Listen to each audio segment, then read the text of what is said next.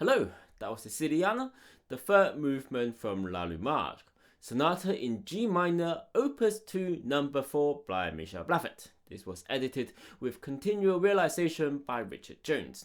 This is the B1 piece of the ABRSM Grade 4 Flute Exam pieces from 2022. Taking a look at the start of the piece, we are in 6/8 time, so we have 6 quavers in a bar. We have 2 flats in a key signature, and as suggested by the title of the piece, we are in G minor. However, we do move across the keys a couple of times. The G minor is part of your grade 4 syllabus, going up to 2 octaves. As we have F sharps and E naturals at some places and not in others, I will show you the melodic minor, where we sharpen the E flat and the F on the way up, as they are the 6th and 7th note, and we'll natural them on the way down.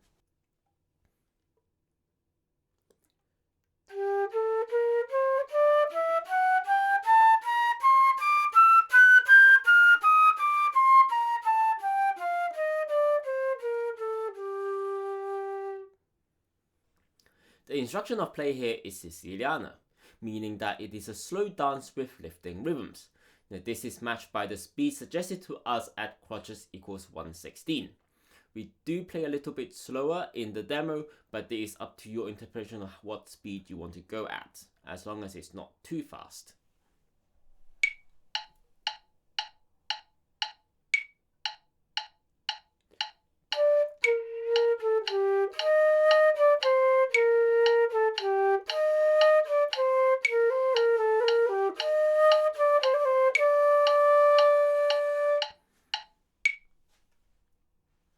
This piece is through composed. We have bar 1 to bar 8, which lays out all the rhythm and melodic ideas of this piece.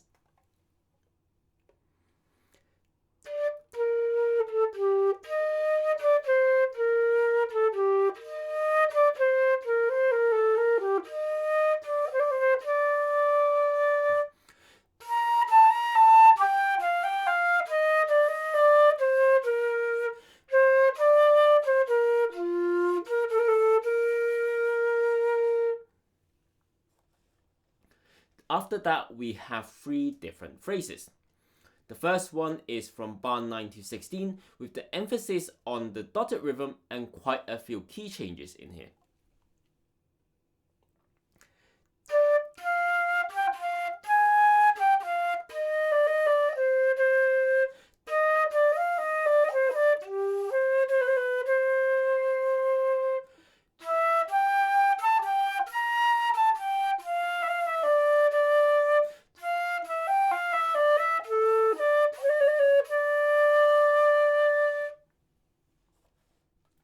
Then in bars 16 to 20, we have a phrase with lots of semiquavers.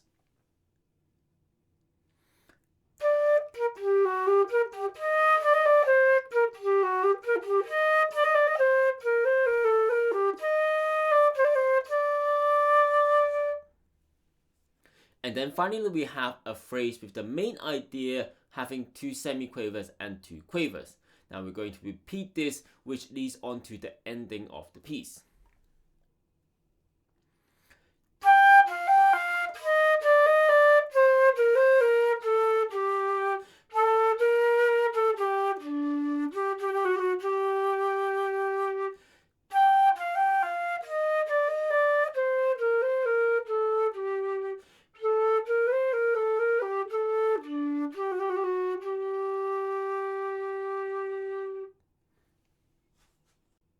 In bar 1 to 8, we get all of the rhythmic ideas in this piece.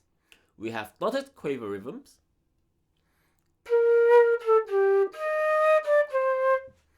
pure semiquavers doing step-like movements, dotted quaver rhythms with a trill, where you split the last quaver up into 2 demi-semiquavers and then a semiquaver.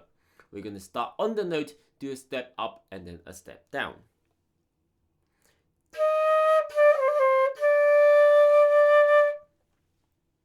This could be a little tricky at first, so get the basic note and rhythm right. And then once you're familiar with that, then you can add the trill in.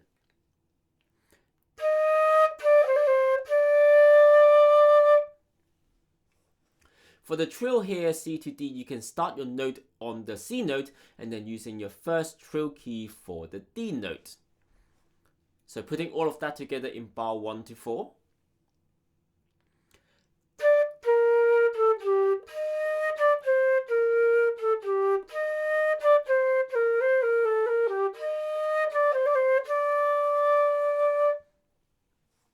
After that, we are going to be playing in forte compared to being in piano in bar 1 to 4.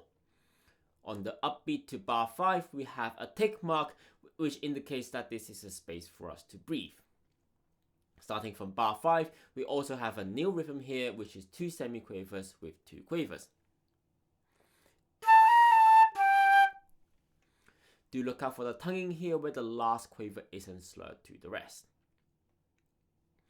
On bar 7, we have an A to a B flat trill.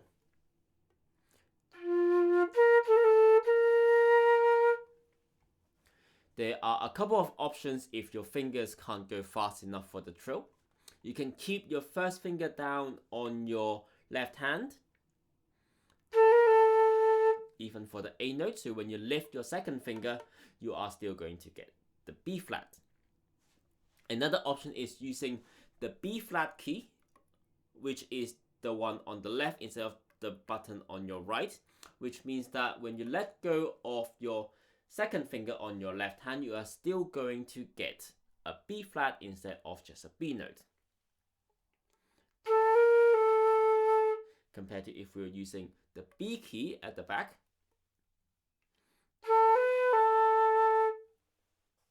So a couple of options for you there. When we get to bar 8, we are going to skip the bar with the number 1 on top and go straight to bar 8B, where we are going on to an MP in the next bit. So from bar 5,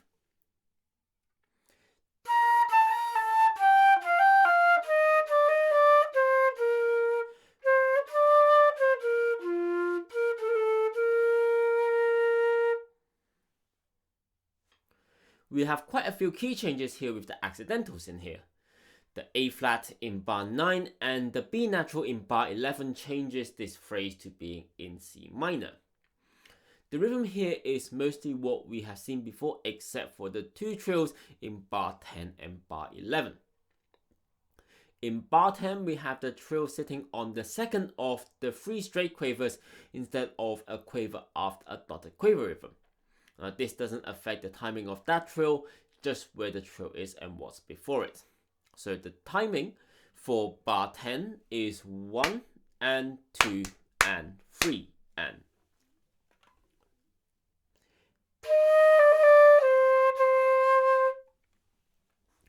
For the trill in bar 11, the trill sits on the last quaver of the 3 straight quavers. We also are splitting 6 and, the 6 having a triplet and then and having a semiquaver. So we have 4 and 5 and 6 and. So trying to fit 3 notes on the 6 and then a semiquaver on the and.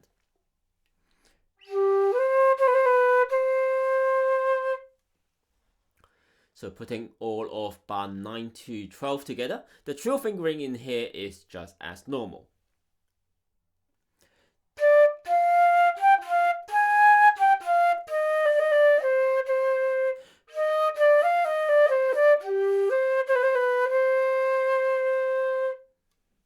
Then from bar 13 onwards, we have E naturals, and we also see a C sharp in bar 15 as well. So now we are in D minor. The melody is exactly the same as what we had before in bar 9 to 12, just we are 1 note higher and also louder in MF.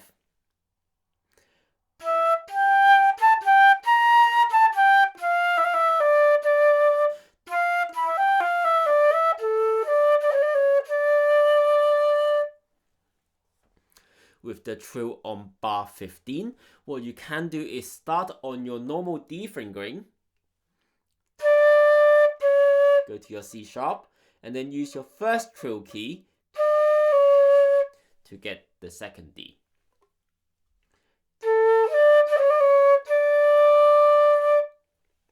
Of course, if you can do your normal fingering, then that's also good as well. Starting from the upbeat to bar 17, we are back onto our home key, the G minor with only F sharps. The next phrase here, we are in piano, and we have a repeating rhythm. We have 6 semiquavers and 3 quavers, including the trill. Look at that on bar 19, the final repeat is different, as the tongue is different on the 6 semiquavers, as well as the last 3 quavers being changed to a dotted quaver rhythm. Now this is exactly the same as what we had in bar 3 before.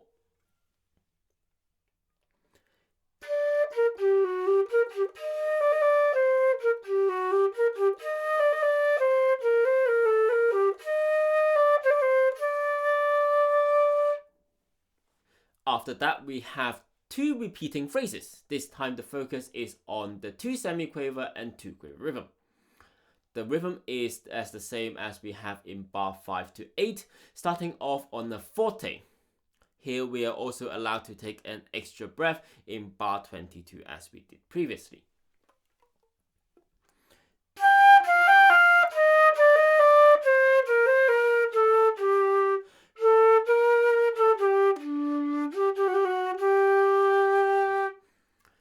Do look out for that low D note, as it is quite difficult to play. You do need to press down most of your fingers and blow quite strong and slow speed air. The second time we play this, we are in piano, with the second to last bar being different to what we had before. We have 6 semiquavers slurred, then 3 quavers with a trill on the end. The rhythm is the same as what we had in bar 15.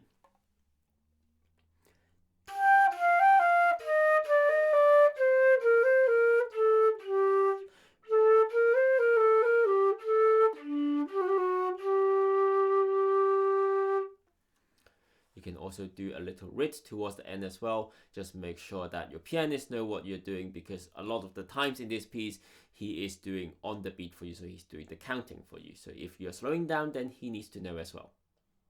And that's the end of the piece. Well, that was the tutorial of the B1 piece, Siciliana by Michel Blavet. This is a slow rhythmic dance with lots of dynamics and trills to add to the flair. Being a slow piece, this does give you the time to get all of your fingers in the right place. The piece is quite easy with the breathing places and phrasing, as it's all being marked out for you. There's not really any tricky notes in this piece, perhaps other than the low D that just appears a couple of times, and we have covered all of the tricky trill fingerings as well. Hopefully that was useful to you. I'll put up the rest of the pieces soon for grade 4. Check out the other A pieces that are already done, and when the other grade 4 pieces are up, they will be in the playlist. Give a like and subscribe if you like what I did here. Put a comment down below if you want me to go over anything specific, or if you want to share your own tips and tricks with your fellow viewers. I'll see you in the next video on Master of None. Bye!